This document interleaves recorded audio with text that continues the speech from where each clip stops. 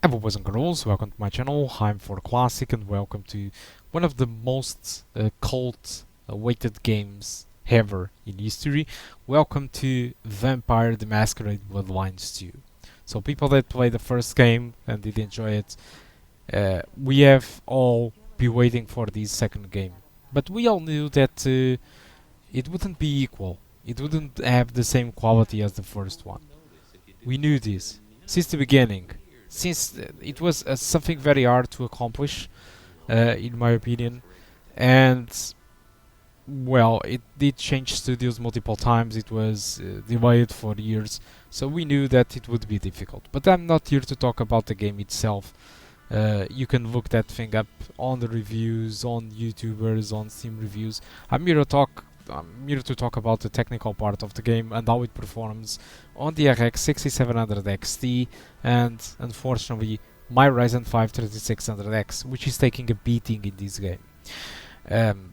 So to no surprise, given that this game was delayed like multiple times and it was rushed out and that it lacks many features that I was expecting to see in this game, obviously one thing that it is missing, it is optimization. This game it is using Unreal Engine 5.3.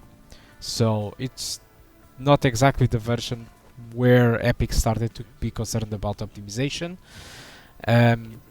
So it's not good enough. And actually, developers, I really think that something more could be done.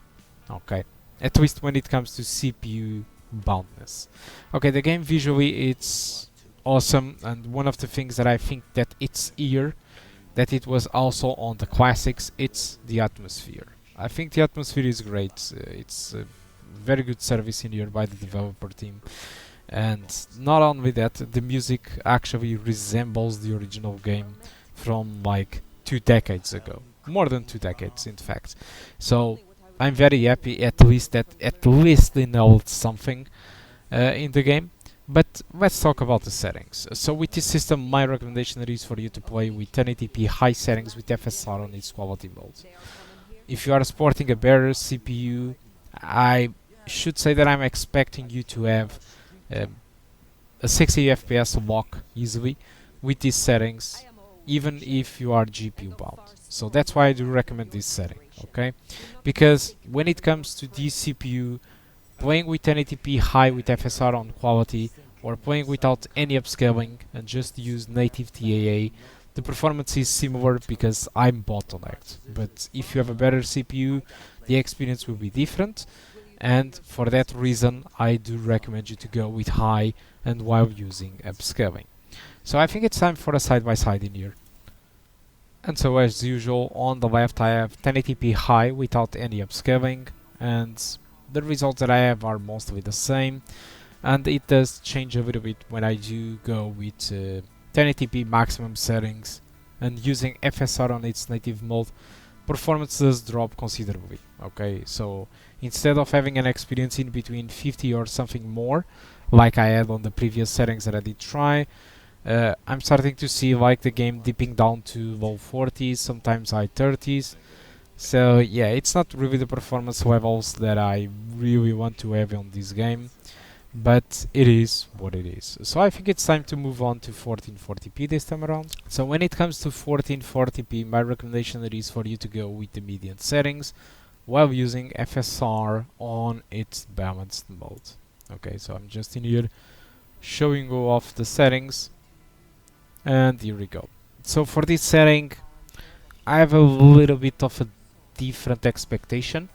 So when it comes to CPU bottleneck, it's much less bottlenecked. I think I'm more GPU bound in here, despite yes, I'm still CPU bottlenecked nonetheless.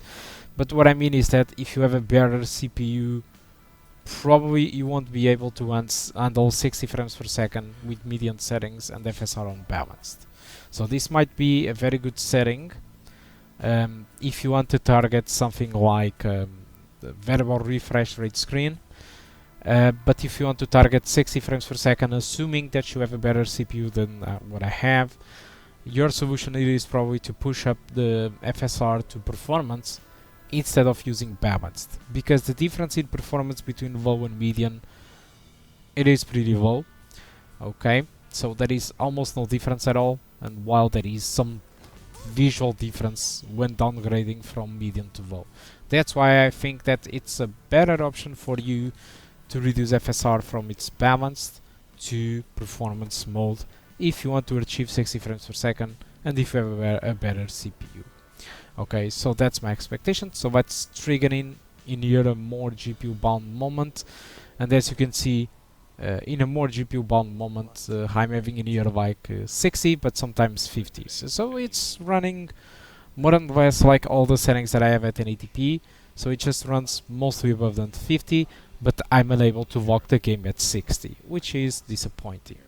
So let's go out to another split, this time with more settings to watch. Now on the left I have 1440p high settings with FSR and its quality mode. On the middle I have 1440p high settings with native TAA, and on the right I have 1440p with maximum settings.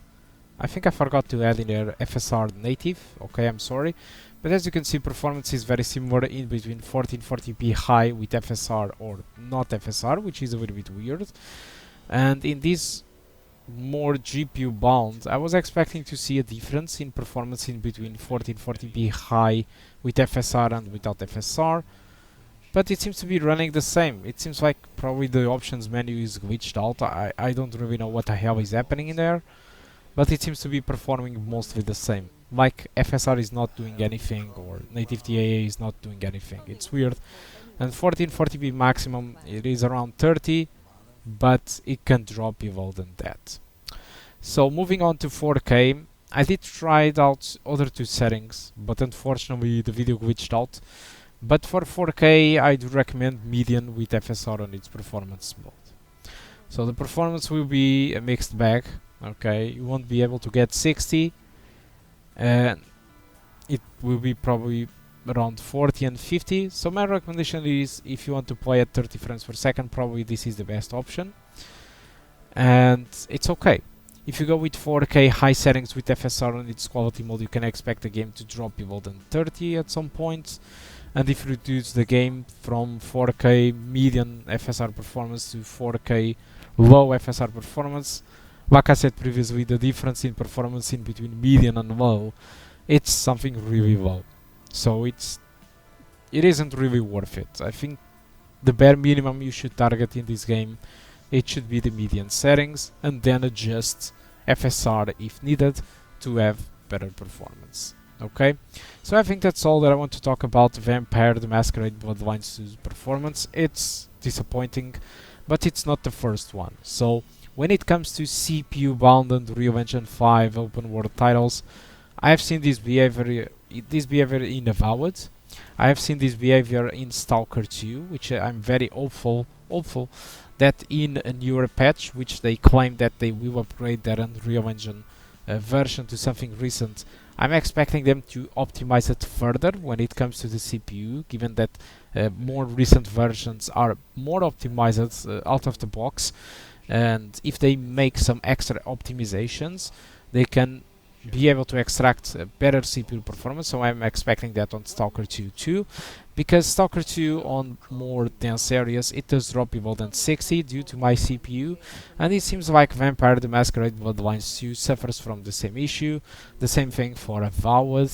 So this CPU, it isn't really cut it out if you want to target 60 frames per second, even with an old GPU like the RX 6700 XT.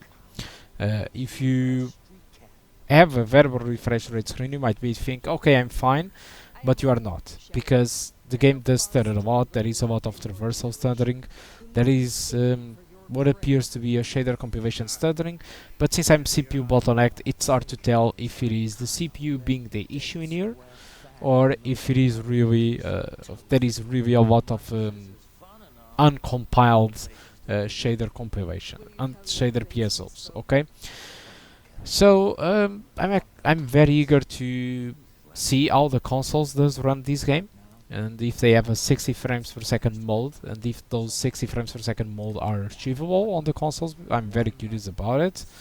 And the videos about Digital Foundry and El Analista of Bits, which are interesting channels that does compare the consoles, because I'm really curious about that. So with this, I think that's all that I want to talk about Vampire the Masquerade Bloodlines 2. Hope you did enjoy the video, and I do hope to see you soon. Goodbye. He's given us a night. Let's use it and get back on my trail. You said he was your superior? He's chief kicker in of heads for the court, but he also keeps a foot in at the SPD. Between us, we keep a lid on any breaches of the Masquerade.